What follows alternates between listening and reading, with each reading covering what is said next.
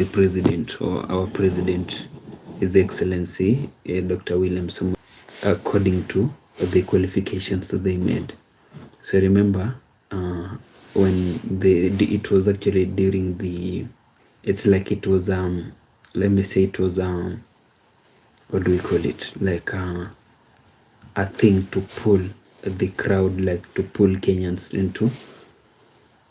into getting interest about the national team, like to support it, and also to at least get some, what we call like it was a motivation actually to the citizens of Kenya that at least come and support our national team. So the president, what the president did, he promised a lot of money to the players. So this actually brought a lot of, like, most Kenyans were really interested, like, to know, like, how much are our players going to earn, how much are they going to make. So there are fans, there are people actually who are not really into sports, but immediately they heard that the president said this and this, they got an interest, like they became more interested to at least see. I do not really know how they believed that this was going to happen, but they began watching the matches. So their fans, their new fans who really will come, like, support it because somebody maybe is supporting it. So a time came, there are times in football, which as we call it football. So some fans that were not really, or are not really into such things. So because the president adness and see how these people will perform and how they'll get this money. I can say Paul, hello Paul, how are you? Thank you for tuning in. Kindly support us by subscribing, and we will really appreciate Paul. Yeah, Paul Doubleday, that is a very good name. So the president told the players that I'm going to give you a lot of money according to the qualifications. The more you qualify, the more money you'll get. So people really got interested, like, we are going to watch. Even most were even actually women. So they wanted at least to see how this. Hello Jason, how are you? Thank you for messaging us. Kindly support us by subscribing if you have not subscribed, and we will really appreciate. So this I found one lady who was asking me the other day, like during those matches, how come you guys, you normally watch matches during each and every weekend or maybe weekdays? Like, is this the experience after you lose matches? And I told her, yes, of course. At times you lose, and then when you lose, you do not really, like, get stuck there. Yes, you lose, but after you lose, what do? You move on. You cannot, like, remain there. Oh, we lost. Oh, this and this, or that and that. No, you lose. The following day, you move on. You don't lose and stay there. So that is how it is. Yeah. So today I actually met some Arsenal fans. They were really furious. Like, what is happening to our team? We thought this was our season. Why are we not to harder matches? Yeah, matches that are tougher than this. So that is football. That is sports for you. As always, we normally talk about bizarre stories. So welcome. My name is Inomark29, and thank you, Bas. So thanks to you, we are making a step. We are at least somewhere. So after getting to 500, we are still really, really be grateful. Yeah. So we normally daily we do a live stream whereby we talk about bizarre stories, those very weird stories. Yeah. So immediately, without wasting time, we'll go to our bizarre stories. The first bizarre story says the Orion imposter. Now listen to this. A private Indian university was asked to leave a flagship AI summit after allegedly trying to pass off a commercially available Chinese robotic dog, the Unitree G02, as their own original Orion creation. So this Indian university here, they wanted like to get credit for what was not theirs. So that is the point where the bizarre comes in. Somebody has made something, has really worked hard, and then has achieved it, and you come in, you want to get credit for what you never did. You see? So this university here wanted to get credit for the robot that was actually built by Chinese. So after the official, or if it belongs to you, then kindly show us proof, give us proof that this robot dog belongs to you. So this university, people had nothing to prove, and there was a Chinese company that said no, this thing belongs to us, so there's no way you can take credit for what you never did. So they were asked, can you prove this? It was an AI summit, can you prove? So the Chinese company proved that the dog was theirs and it wasn't for the Indian university or university from India. For example, I'm here. I met somebody actually. There was somebody who came into my IG, and we've seen such people. You can find somebody who comes that way, and then he or she has some ulterior motives. So I told this person, actually, I'm not in a position to actually pay for your services, so I cannot give you access into my YouTube channel. Those things happen, so you have to be very, very vigilant.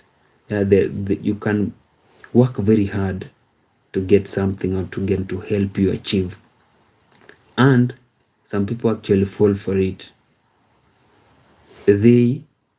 For example, if somebody was asked, like, I want to help you grow your YouTube channel, and then you ask this person, what do you want to help me grow this channel? This person tells you, what I want is access to your channel, so I'll send you a link. After you click it, then I'll get access and I'll help you boost your channel. Immediately you do that, this person takes your channel, maybe sells it to somebody else. Such things actually happen even on our daily basis. Like, maybe there is something that we call mobile money here in my country, Kenya, where you find that at times there are prompts. There is a prompt that to so and so. You see, if you were not keen, or if maybe by bad chance or by bad luck you are trying to send somebody the money, and then you get the prompt, you'll just enter your PIN, and whatever you had in your account will all go. Maybe they'll take everything.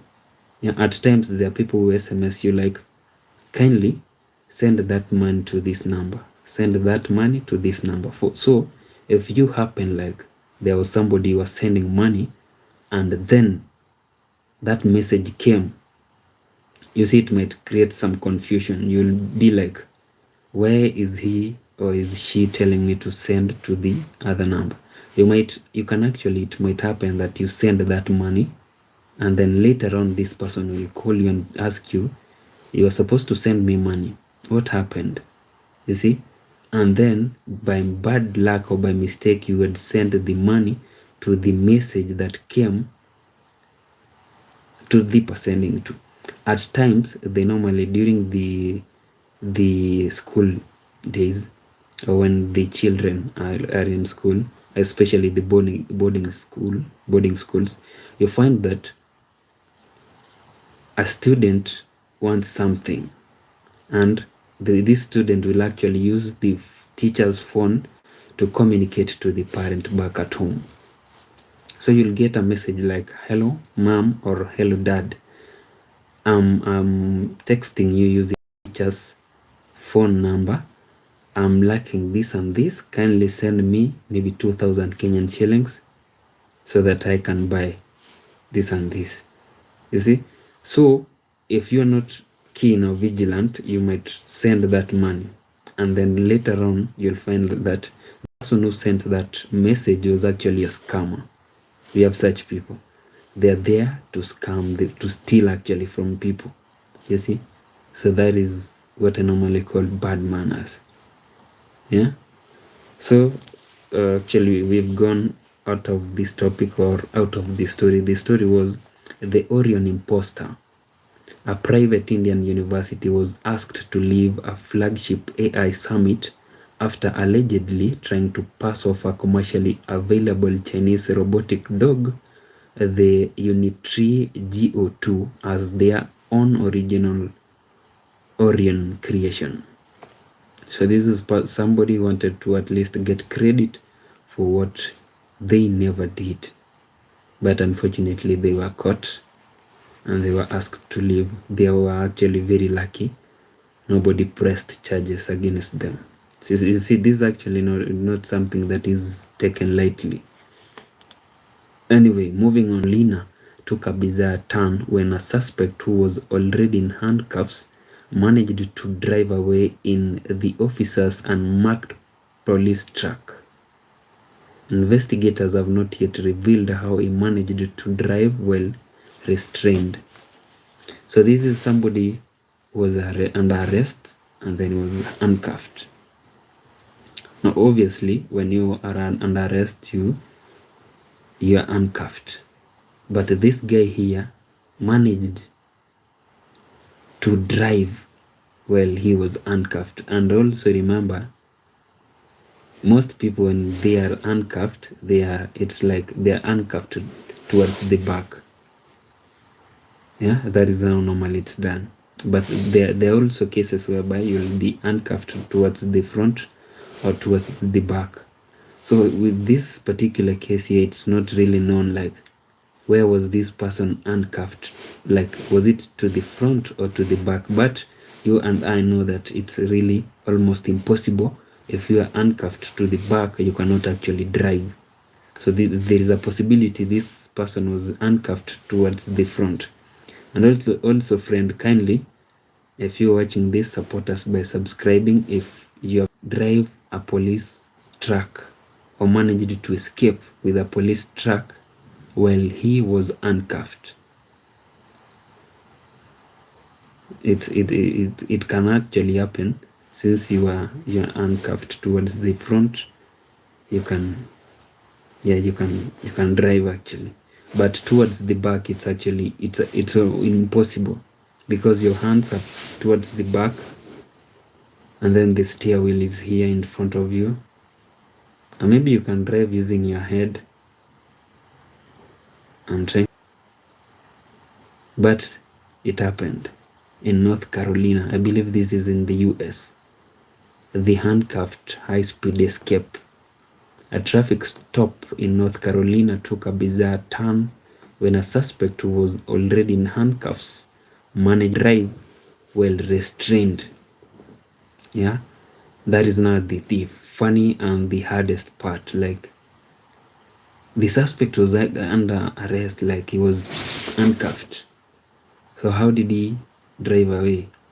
So those are how he managed to drive away while restrained. But it might happen that you see at times when most people are handcuffed, they are handcuffed using a zip, that zip thing. So it moving on to this third weird or bizarre story. Ancient oxygen breathers, that is the title. And then it says researchers at MIT announced that ancient microbes may have been processing oxygen 500 million years before it actually filled the Earth's atmosphere, suggesting life was breathing much easier than previously. Singer Misa, hello, your call, Steve, we appreciate very much. So I'll repeat that.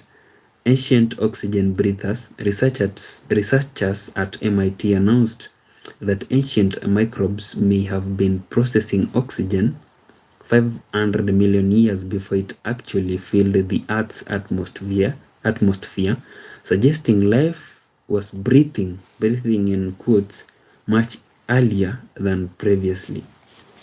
So at times I really question the, what do we call it, like science. Yes, science has actually like been good to us, like it has helped us maybe for things like diseases. It has really helped us, but at times I fail to understand what like these researchers are really talking about. Like they're saying there was oxygen for like 500 million years ago, which was produced by microbes. Microbes were processing oxygen. So I'm a Christian, and we have Muslims. Christians and Muslims, I believe they believe in God, and not the same God, but their own God. Even our ancestors used to believe in their own God. The other day I was talking about how our ancestors, the Africans, used to worship. Some used to worship under a shrine, and some immediately a child was born. I'll repeat this. Immediately a child was born, the mother would hold the child and then face the son and hold the breast and then press it. Milk would come out, and then she would say, "Father or God, protect my son or daughter for me." So like the mother would bless the child. Yeah. So we at least had a supreme, like somebody we believed who created us. Yeah, we believe we were created, but science says otherwise. Science says we evolved. Yeah, excuse me. Science says we evolved. So there are theories that science bring about, which at times I really ask myself, like, how could it be that human beings evolved from, they say we were something like Homo erectus, Homo habilis, Homo sapiens, something like Neanderthal, so many theories, so many things. So if we evolved like the millions of years ago from, they say, from apes, actually, why are we not continuing to evolve? Like, why did we stop? What is the reason that made us maybe stop evolving? You see, if we evolved, like we were working on force, now we are working on tools. We at least we are supposed to also get to a certain stage. Like, we're not supposed to get stuck here. Yeah. So that is what scientists need to tell us. Like, if we evolved, we got here, where did we stop? And why are not the Homo erectus or the chimpanzees or the monkeys, why are they not evolving? You see, we are supposed to at least see them also evolving, but they're stuck where they're confusing, actually, because for me, I believe there is God, and I believe I was created. And there are also people who believe there is no God, and they also do not believe in science. They just believe they're there. They exist. They just exist naturally. So people have different beliefs, and you cannot really question somebody's belief. We evolved. Why did we stop evolving? So I'm not questioning them. I'm just questioning myself. Yeah, and I'm not questioning the people who do not believe there is God. Yeah, that is their own belief, and there are people who believe in God. So we are different, which is very okay. I do not have a problem with that. But this third bizarre story says that there were microbes that were processing oxygen 5 million years. So they believe like 500 million years ago there was no oxygen in the atmosphere. This is according to science research.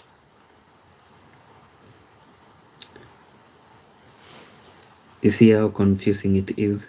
But now we have oxygen, which is not actually produced. It's available naturally. Everybody breathes it. We all breathe it. Except for a few, very few cases whereby maybe you'll find somebody locked inside a certain, maybe something, balloon. They call it balloon. Actually, I've seen that in the movie. I do not really know if it exists in real. But I've seen somebody placed in a balloon. They cannot come out. They're just there permanently, like it's built in their room. So what they do is they only get like oxygen that is not, you see, the oxygen that we breathe, it's actually a mixture of gases. So it's not like we only breathe oxygen, but for these individuals, or this movie that I saw, the person that was in that balloon was only being supplied oxygen only. If you introduce a different, maybe air to that balloon, this person will maybe get allergic reaction or maybe might even die. So friend, that was our third bizarre story. Moving on to the fourth bizarre story. Vandalism at the Piazza. It's known as Piazza, not pizza. Piazza. In Rome, I believe Rome is in Italy, authorities are investigating an absurd act of barbarity after the left tusk of Benini's famed 17th century marble elephant was found snapped off. Yeah, this Benin's formed 17th century. This elephant was actually, you can imagine, from the 17th century, we are in the 21st. Those are like 4, if not 3 centuries ago. So these people in Piazza, they made an elephant, and then they like what do you call it? They decorated it very beautiful, and snaps off one of its trunk. Not trunk, but the tusk. Yeah, you see the elephant has 2 tusks. So somebody came and snapped off one of its tusks. You see, we actually, somebody told me a while ago or some years back that in every market there must be. So this person here decided like this thing that is placed here, it doesn't look good or well with its 2 trunks, not trunks, sorry, tusks. So I'll break one and go with it, you see. And remember, this person here is being actually like, their authorities are looking for this person because of this thing that he or she did. But mostly such things are done by men. Yeah, a lady cannot have all that energy to come and maybe vandalize or break. Yeah, I'm not saying they cannot, but it's very rare to find maybe a lady doing such things. These things are normally done by men, and let me say idle men. Yeah, like you come from your home to somewhere, or maybe break a side mirror of somebody's car. You see, it's really, really bad. It's not good. We normally say that we are supposed to live like human beings and not. Captain Kialo, you are saying I'm new. What isn't? Oh, Captain Kielo, we were talking about somebody who went and broke a tusk that belonged to the Benin's famed 17th century marble elephant. Yeah, somebody went and broke its tusk and then went away. Oh, the thing is, we are talking about weird stories or bizarre stories. So Captain Kielo, welcome on board, and kindly support us by subscribing, and we will really appreciate your support. So that was our fourth bizarre story, or fourth weird story. Moving on to the fifth weird story. Frozen Swan Rescue. That is the title, and then it says, emergency responders in New York had to rescue a mute swan that landed on a frozen pond and ended up with its backside literally frozen to the ice. Yesterday I was talking about authorities in my country, maybe the emergency rescuers. Like, there might be an emergency somewhere, and then you give them a call, and they take 3 or maybe more hours to come.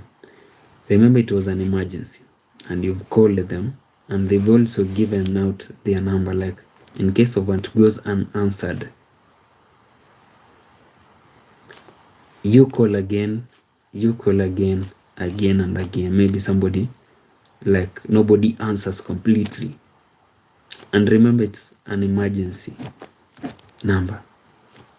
At times they might pick, and when they pick, they might give you excuses, like maybe there is nobody to bring us to that particular place, or maybe that place is too far from where we are, or we do not maybe have fuel to transport us to that location. Yeah, but here in New York, this is a swan. A swan has frozen on a pond, and the emergency response team has been given a call, and they came immediately to help that swan.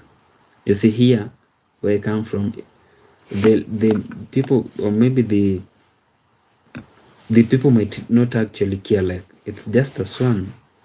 Where am I, like, even wasting my airtime? Even the emergency response team, actually their numbers are normally toll free. Maybe we can take it and eat it and cook it and maybe roast it and eat it, or maybe put it out of its misery. But here, you see, this is actually very good. Like, this story here made me smile. Like, this is good. You're saving a swan.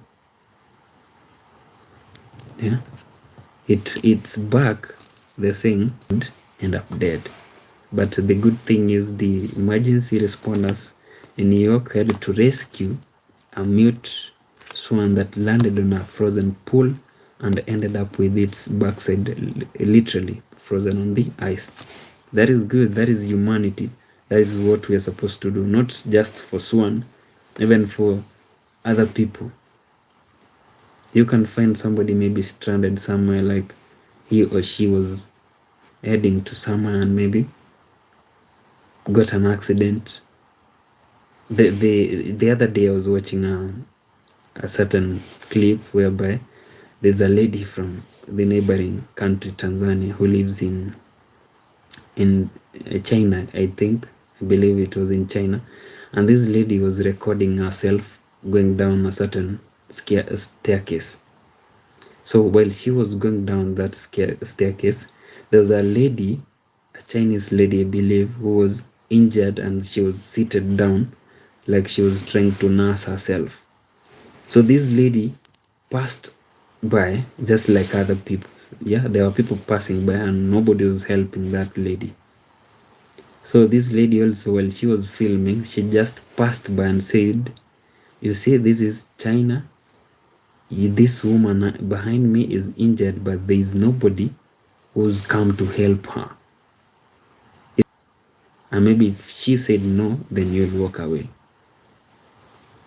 So this is where we've come to. Like, you'll find somebody injured, or maybe has been maybe hit by a vehicle, maybe by a motorbike.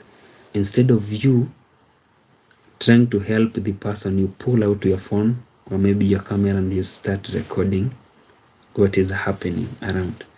Where do you get that? In hospital and get medication, but you're there with your camera, you just want to record and maybe be the first to share it on the internet.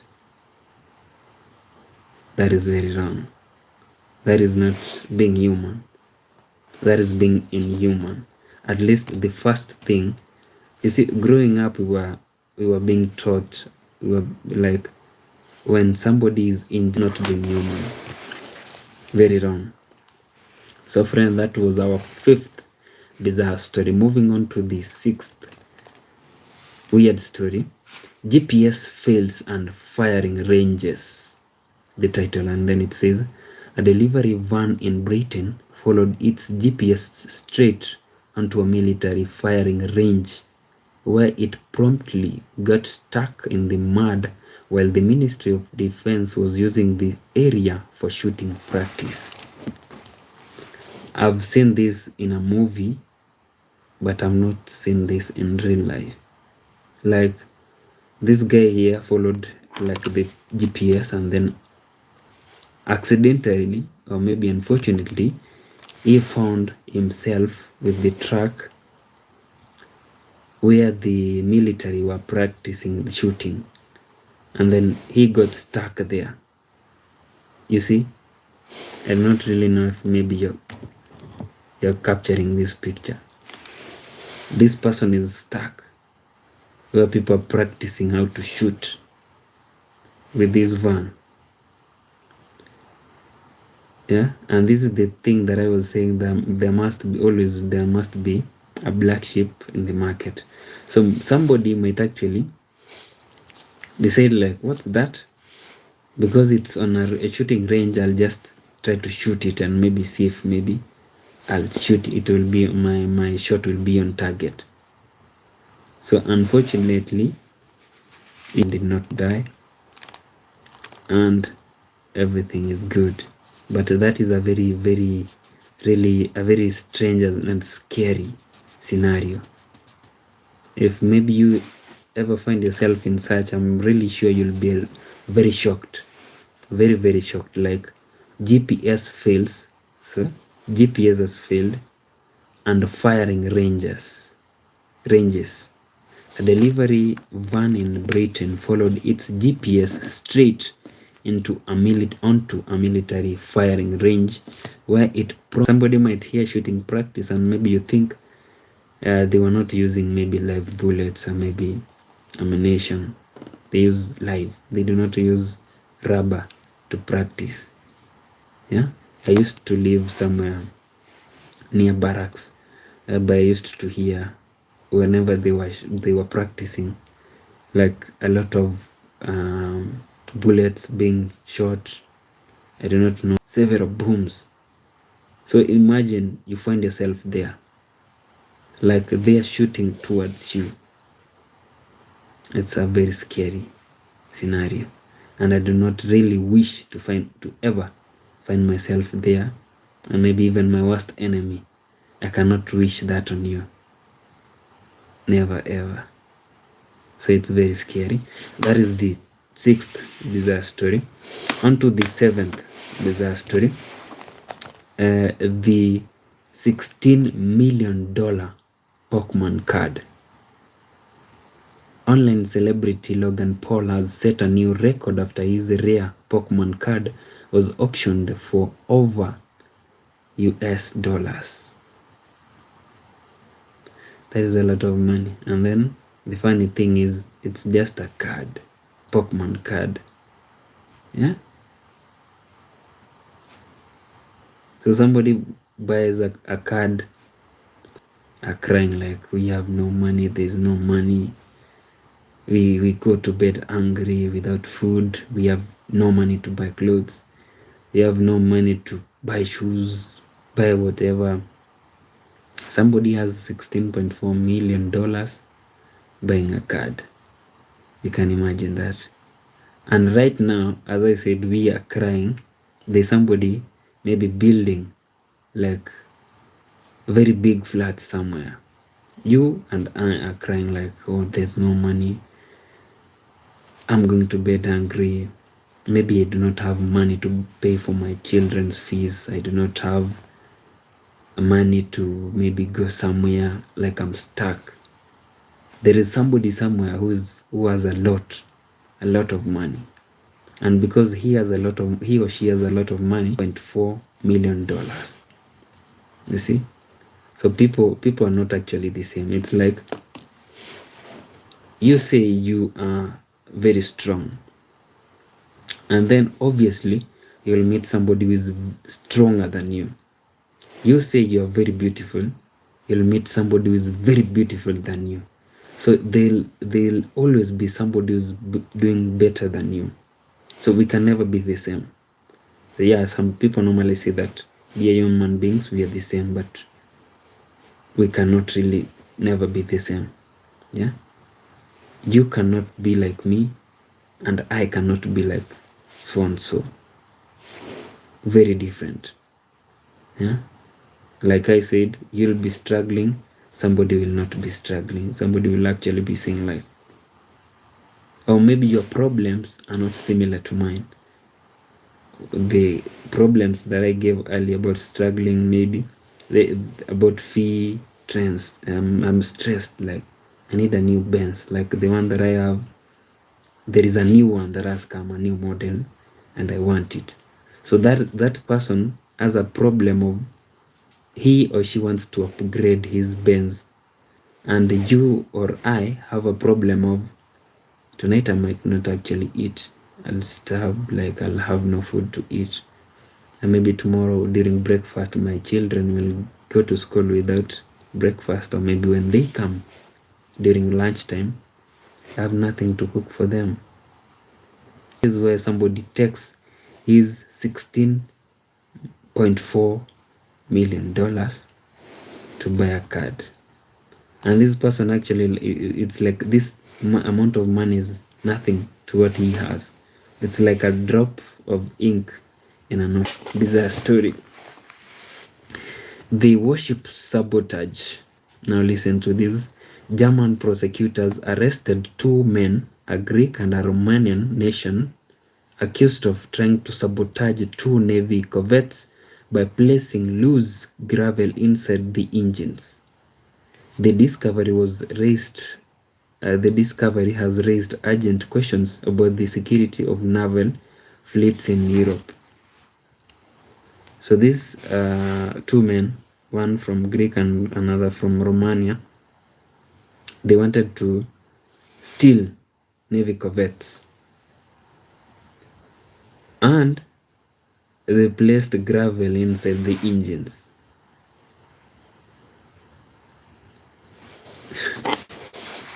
Yeah, this is really funny, because like, how can you place gravel? Does it really, like, how are they planning to remove it from the engines? Or maybe they're planning to go and buy new engines. Yeah, that is actually the maybe make it.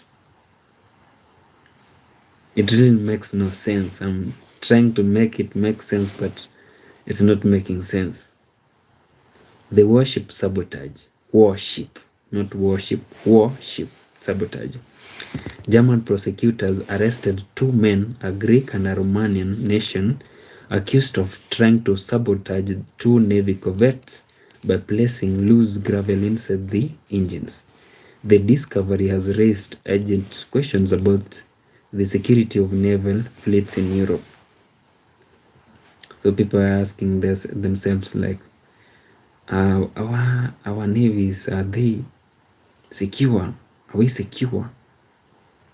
Yeah, obviously the Navy is in charge of protecting a certain, like for example in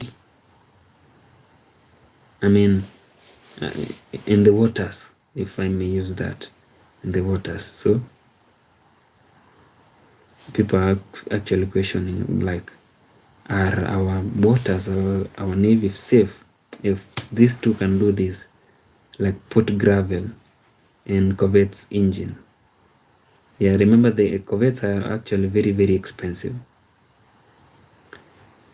Okay, that aside, that was our 8th bizarre story. Moving on to the 9th. So friend, today actually have 16, so we still have a long way to go. On to the 9th, and now listen to this. The wig ring takedown. Police in Connecticut arrested a woman allegedly part of a nationwide identity theft ring that uses wigs, glasses, and hats to impersonate victims and drain bank accounts.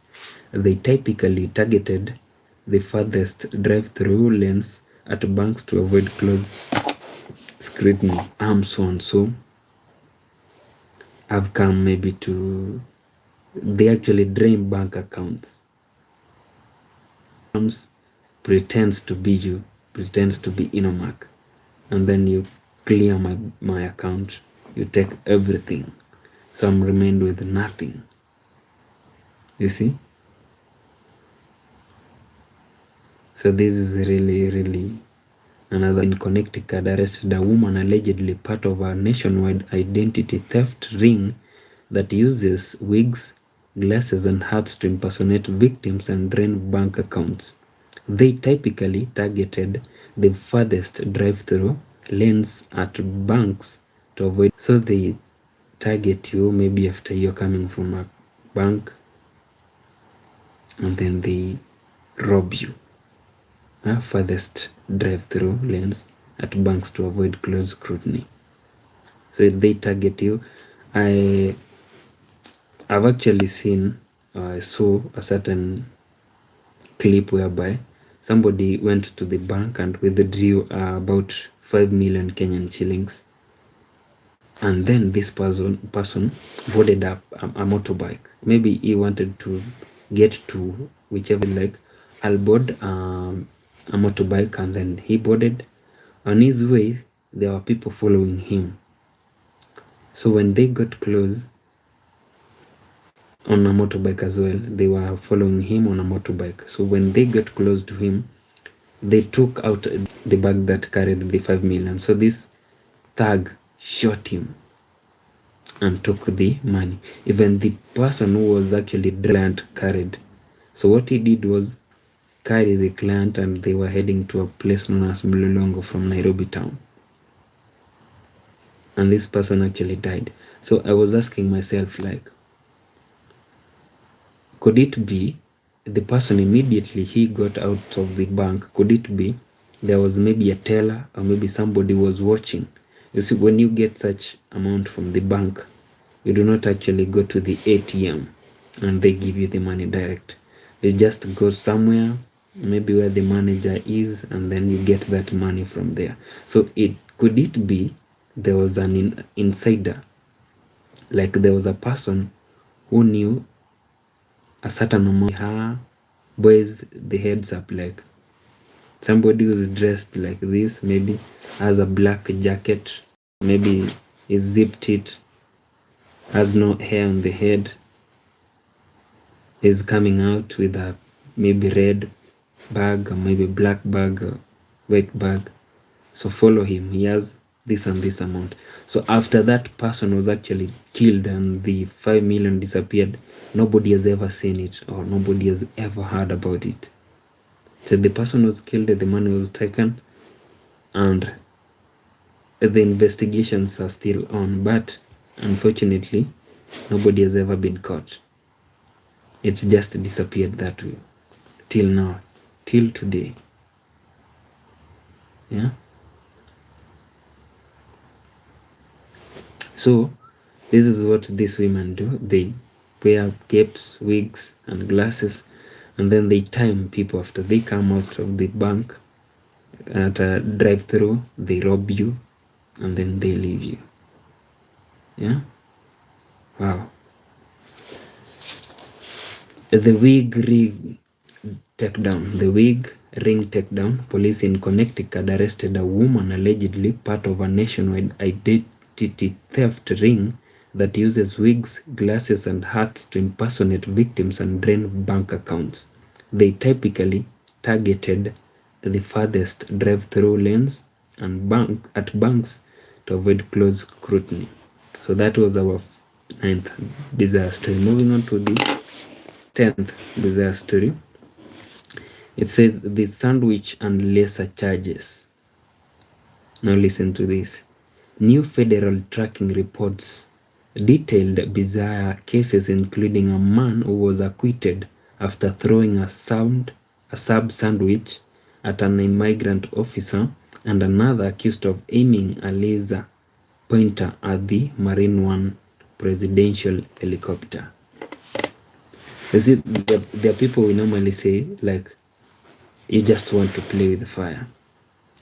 How do you point a laser at a Marine One presidential helicopter? You see, that is playing with fire. Or how do you throw a sandwich to an immigration officer? Okay, this one, maybe the guy might not be a foreigner who did that. Maybe if they want maybe to deport this guy, it will be impossible because that is his country. Now I'm talking about this guy who's pointing a laser to a Marine One presidential helicopter. You see, I normally see these lasers at the football or maybe soccer matches, whereby maybe some fans do not want their team to lose, so they're trying to distract the opposition with those lasers. But this is a Marine One presidential helicopter. Like, if anything happens to this officer here, he'll be like, if he makes a mistake, he'll be arrested and then he'll be charged in a court of law, which will not be an easy case, because mostly, like most people who try to take on the states, I'm talking of a state, not the US in particular, but most states, like countries. People normally try to take on countries, mostly they lose. Like, it's not easy to defeat a government.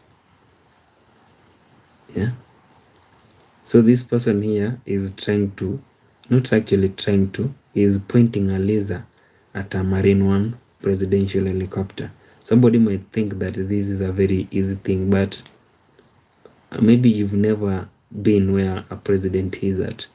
Like, you cannot even come close to. Yeah, there is a certain radius that is put, and maybe if you are found within that radius, you might even be knocked down, or maybe stepped on, and then dragged away. Yeah. So we should really at least be very careful with what we do. I believe this actually begins with a parent telling the child that this and this is not correct. Do this whenever maybe a police officer approaches you. I remember my father told me, if you ever come in contact with a police officer, let what it asks you or how you answer him be yes sir or no sir. Like, do not really try to argue or maybe try to confront a police officer. Let it be yes sir, no sir, or I do not know sir. Don't talk too much. Just answer. If it's a yes question or a no question, just answer that and everything will be okay. But do not try to confront or engage. He might even hit you and there's no way you can take him. You see? Yeah, it is what it is, and there's nothing you can do about it. So you try to at least be like behave. Let me use that one. Try to behave. So that was our 10th bizarre story. I'll repeat it for maybe the last time. Sandwich and lesser charges. New federal tracking reports detailed bizarre cases, including a man was acquitted after throwing a sub sandwich at an immigration officer, and another accused of aiming a laser pointer at the Marine One presidential helicopter. So these guys actually walked free. So they are no longer. So that is now the bizarre part of the story, that like after they did this, they walked away. They were acquitted. That was our 10th bizarre story, friend. So moving on to the 11th, the childhood object bomb. Now this one is very scary. The childhood object bomb. At a rally in Perth, Australia, a woman unknowingly picked up what turned out to be a homemade bomb. The device was disguised inside a child's sock to look like a harmless toy. Immediately I wrote this down. I was asking myself, like, what was the aim of the person who made this? Like, you make a bomb and then you disguise it as a toy and then you put it inside a sock. So what was the aim of this person? So the woman who picked it, she never knew that that was a bomb. So she picked it and she thought maybe this might be a toy, and maybe I can take it to my child to play with it. Also, when we were growing up, I remember we were told, like, when you come from school, do not pick anything on the way. Just come the way you are and do not talk to people. If somebody tries to talk to you, do not talk, maybe respond. From school, come straight home. No even greeting anybody on the road. And those were lessons that we were given by our parents. Now, this is a parent who's picking a toy from maybe the road, by the road, and then coming with it to the house, which is very wrong. Yeah. In the city here in Kenya, Nairobi, the people who normally use a certain trick to steal from people, like, I'm walking and then somebody's walking behind me, or somebody's walking. Yeah, I'm walking now. I assume maybe I'm not a thief. Then somebody is walking in front of me and there is somebody walking behind me. So the person who's in front of me drops a basha, a parcel, which looks like it has money in it. So he drops it. And then somebody comes from behind me and tells me, hey, look, this guy has dropped a parcel. Can we maybe find out what it's carrying? And then we go, we pick it with this person, and then we look inside and there is a lot of cash in that parcel.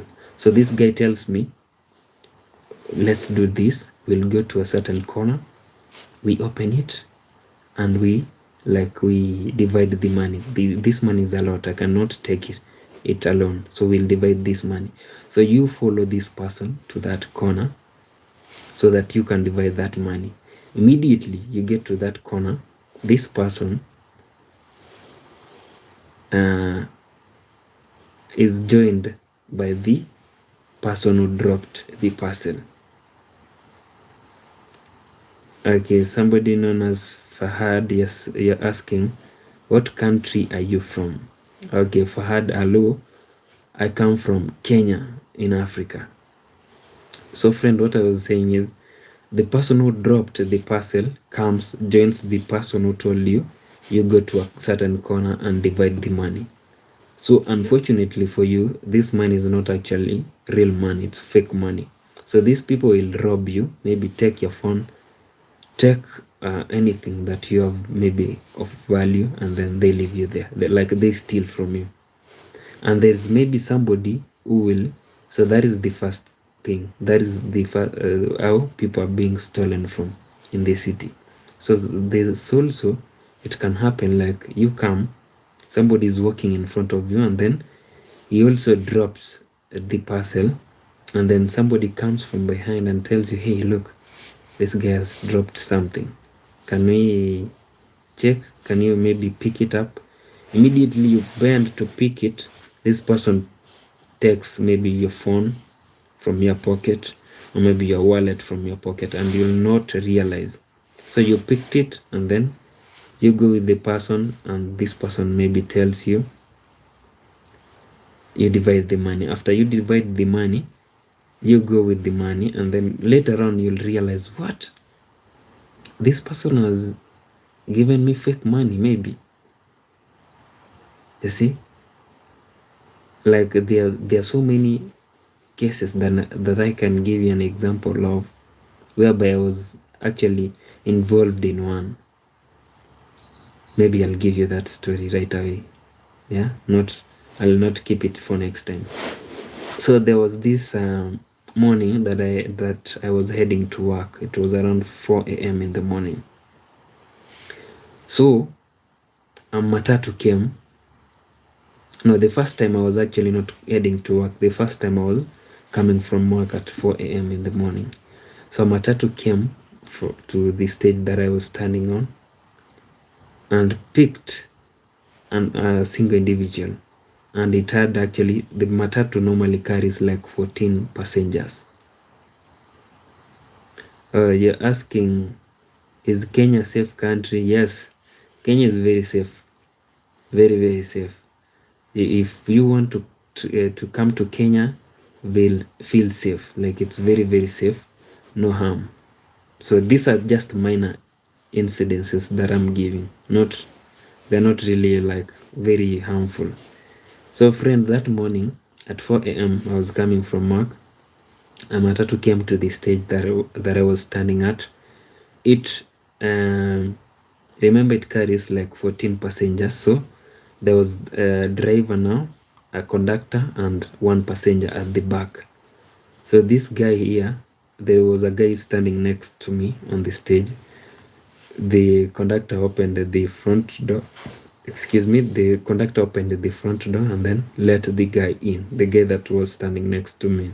So when I tried to board the same vehicle, the conductor told me, we are not carrying anymore. So they went. Now I kept asking myself, like, why did this conductor deny me access to that vehicle, yet there were no passengers in it, and he only carried that one person? So it went. So there was that now we are done with that day. So there was another day now, a second day. I was at the stage alone. The vehicle came, the matatu. Remember, it normally carries 14 passengers. So on the back seat there was a lady and the conductor, and on the front seat it was only the driver. So the conductor stretched his arm and opened the front door for me. So I got in and we began going to town. I was coming from a place known as Upper Hill and was heading to town. So before we even moved, immediately actually, the vehicle began moving, the conductor told me, actually, there is a door. Your door is not really closing. So what you'll do, you'll help me, support me, so that we can close this door. So I was helping this guy now. He was banging the door, it was not closing. Banging it, it was not closing. So he was actually using a certain trick for it not to close. So he told me, what you'll do is kindly take out your phone and maybe help me. I need light so that it can help me to close the door. So I took out my phone. I was actually listening to music with my earphones. So I took out my phone and I helped him with the light from the torch from the phone. So this guy reached to a place and he told me, what you'll do is put your phone somewhere and help me with your both hands. So in the front seat, remember, it was the driver and I. So there was a space in between us. So I took my phone and placed it on that space. There was a seat there. I placed it on that seat. Immediately I placed it, I began helping this guy to close the door so that I can be safe on this other side. So we were trying to close it, and my mind, remember, I was listening to earphones, and my phone was here. So it really took my mind off my phone. Like, I wasn't even listening to the music anymore. I concentrated on closing the door so that I can be safe. So after a few minutes, the lady that was behind and on the back seat was shouting like, "Hey, driver, there's a phone that has fallen on the road. Kindly stop the vehicle." So immediately I heard that.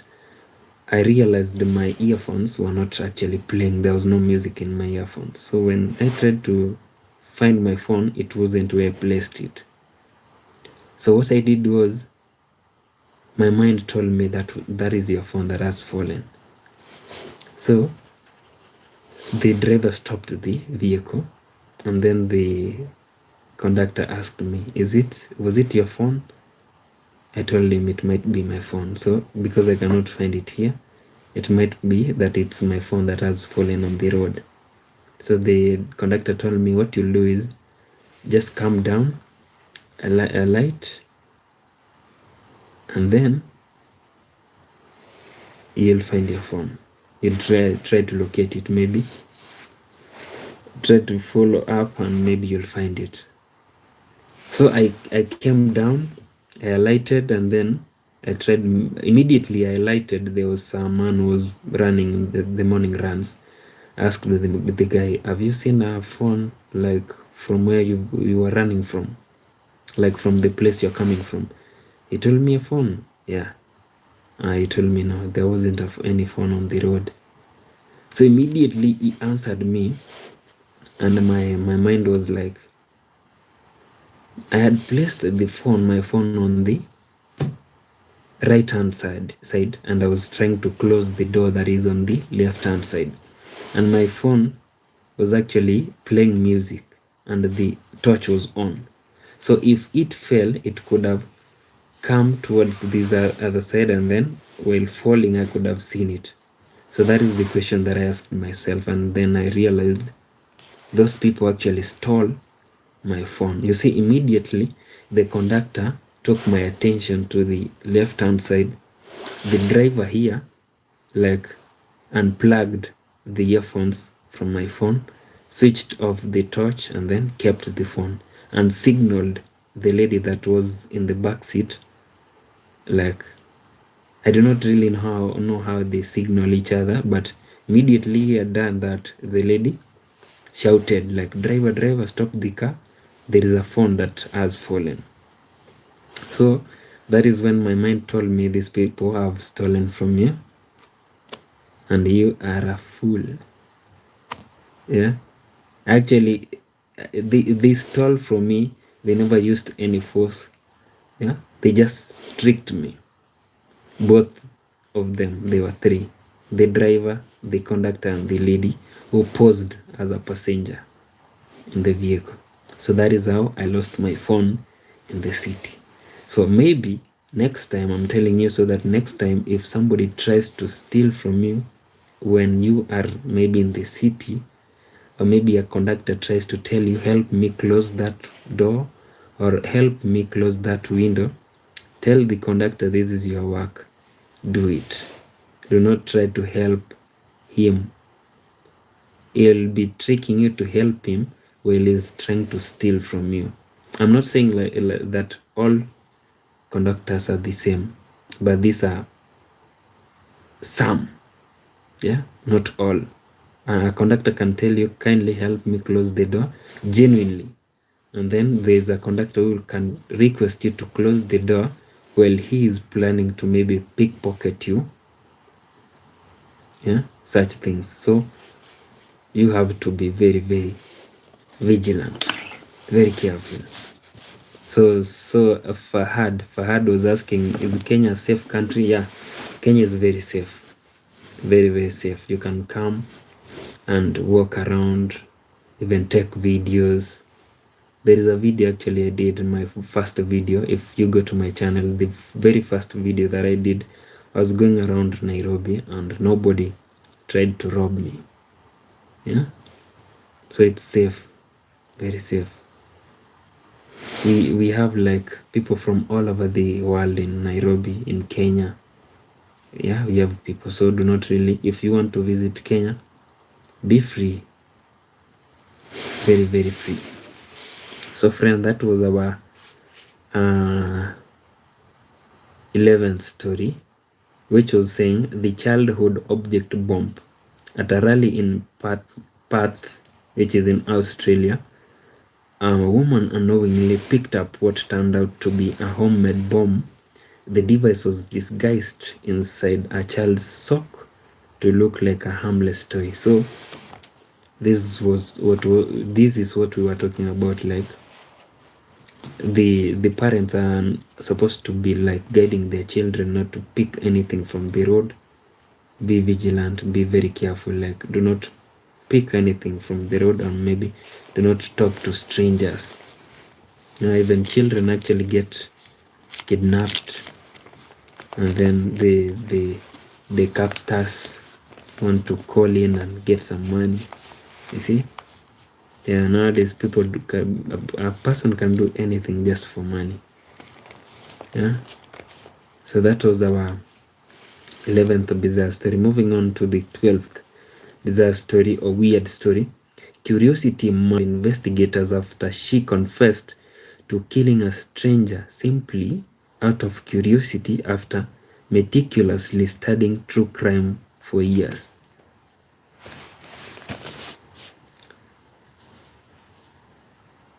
So this lady here killed somebody after studying true crime for years. It has actually reminded me, there was a certain boy here in my country, Kenya. This boy watched a certain movie. After watching the movie, he came home and killed the entire family. When he was being asked, like, what made you do it, he said, I watched a movie and then I felt the urge of killing. He killed the entire family, like everybody. His mother, his siblings, like the entire family. The guy murdered them in their sleep. Not like he murdered them while they were awake. He timed them when they were asleep. He slit their throats, killed them, cold blood. So this lady here has reminded, which it was really sad, very, very sad. Like it actually, like, it triggered some parents who are like, I'll never allow my child to watch movies. So the guy saw what was happening in the movie and then he decided, like, I'll do this to my family. I'll cut their throats and then, like, I'll kill them. It was really, really sad. It was bad. Like, I cannot even wish that to happen to anybody. Like, even if it was on my worst enemy, like you are in your sleep and then somebody comes and not actually somebody, you're sleeping with your children, you know, you're very safe. Your children are in the house is locked, and then your child wakes up at the middle of the night when you're asleep, comes to where you're sleeping and then kills you in your sleep. That is very, very bad. So this lady here is saying she felt the urge to kill somebody after she watched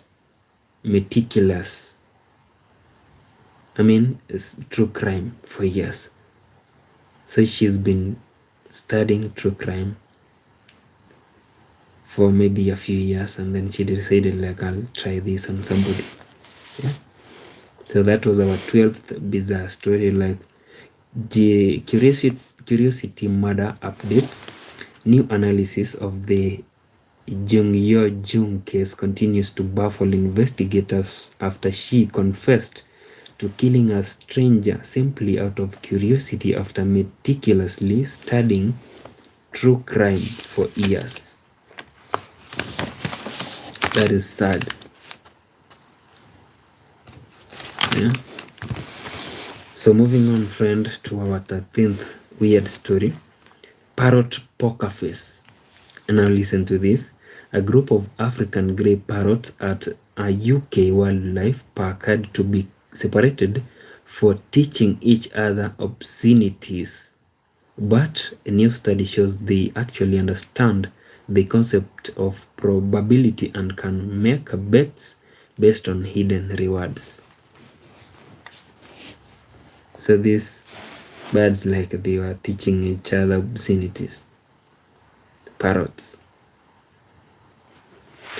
I normally see parrots in movies. I've really never seen a parrot or come across a parrot, in real life. Yeah, so the parrots that I normally see in the movies, they actually speak. Yeah, they kind of speak. So these parrots here, they are separated from each other because they were teaching each other obscenities. Is in the UK. And then it goes on to say that, but a new study shows they actually understand the concept of probability and can make bets based on hidden rewards. Yeah? So they can bet based on hidden rewards. So are you trying to tell me that these parrots are that intelligent or clever?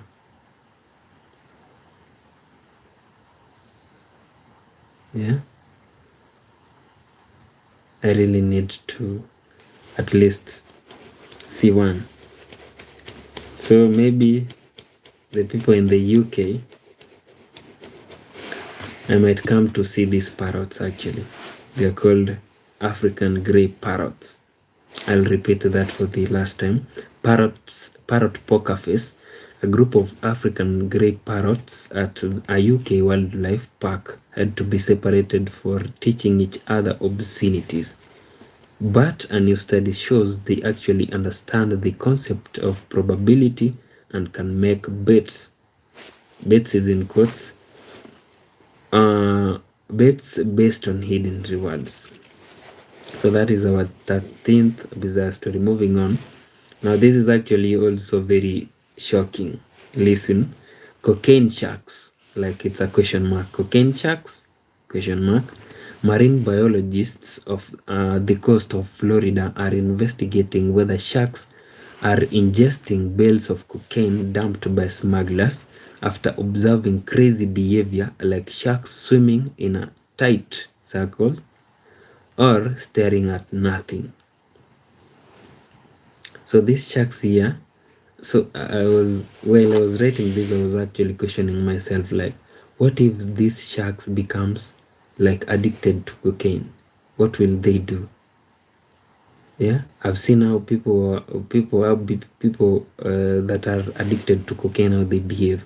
So after these sharks actually become addicted, obviously they'll become addicted to cocaine. So what will they do? Like, how will they behave?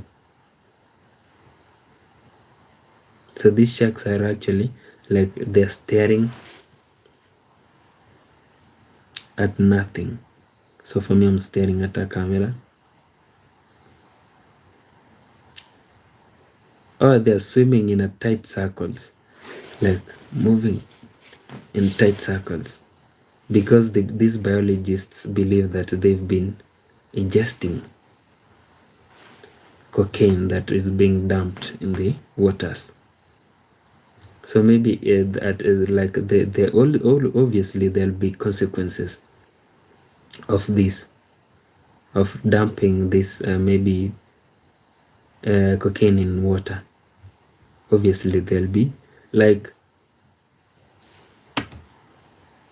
maybe let's assume there are fish that normally maybe come to those areas, and then maybe the water, maybe while the shark was trying to ingest. Maybe you see, the sharks obviously have very sharp teeth. Maybe before they swallow, they have to bite like through and then maybe swallow, like to make it ingestible.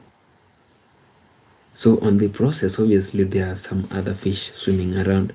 Maybe they'll come into contact. Remember, the mouth of a fish is always open, so the fish will obviously maybe breathe, or maybe that water will come, or the cocaine will come into the fish, and the fish will be caught maybe, and then brought to the market, and you sold that fish, and you eat that fish, and maybe you eat that cocaine. You see, yeah, it might happen. Like, yeah, it might.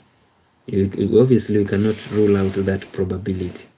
Yeah, so cocaine sharks, that is a question mark. Cocaine sharks, marine biologists of the coast of Florida, I believe is in the US, are investigating whether sharks are ingesting bales of cocaine dumped by smugglers after observing crazy behavior.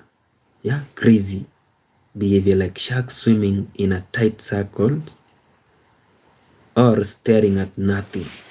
So a shark appears out of nowhere and then looks like it's looking at something, but there is nothing the shark is staring at. Yeah, you can imagine that.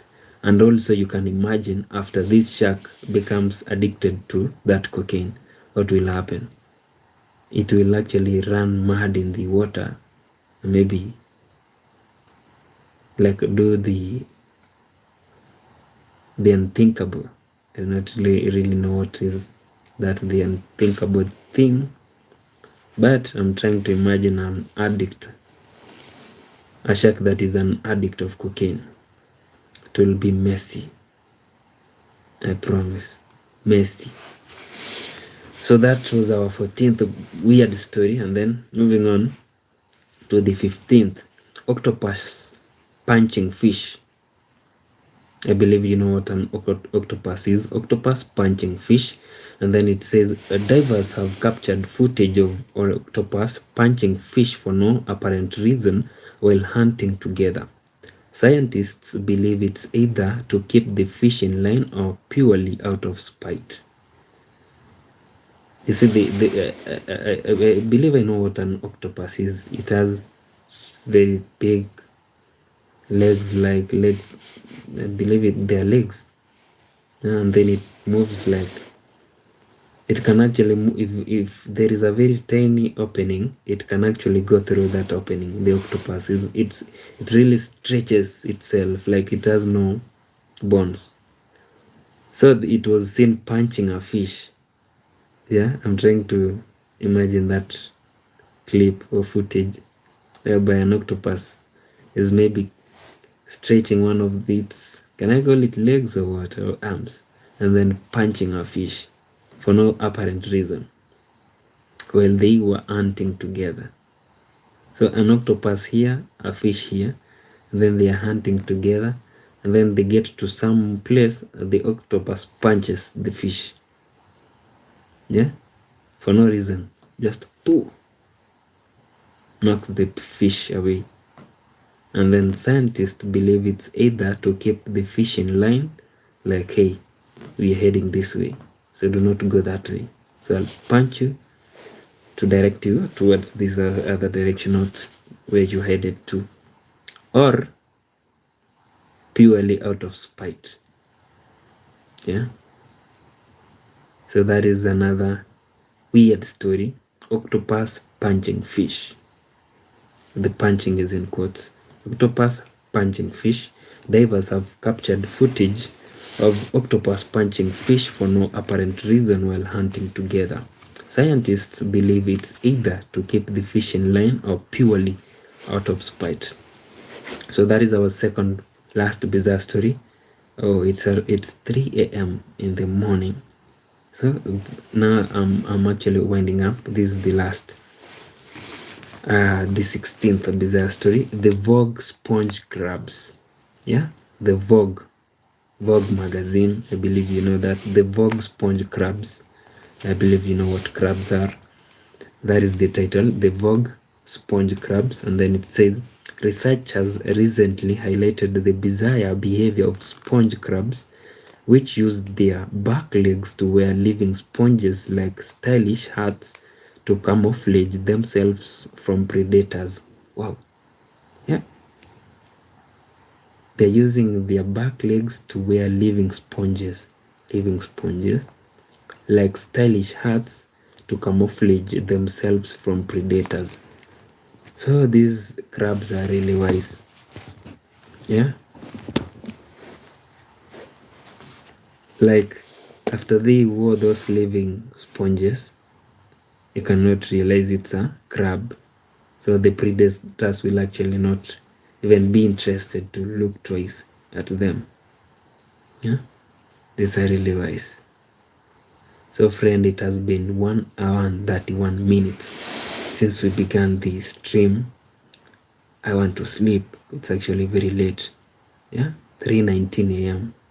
Kindly allow me to sleep. We will do this come tomorrow. We normally do this on a daily basis, like we tell weird or bizarre stories. We meet here on a daily basis. So if you haven't subscribed, kindly subscribe, and we will really appreciate. So thank you very much for those who took their time to message us. We really appreciate that. Thank you for being with us. See you on our next stream. My name is Eno Mark 29. It's a bye for now.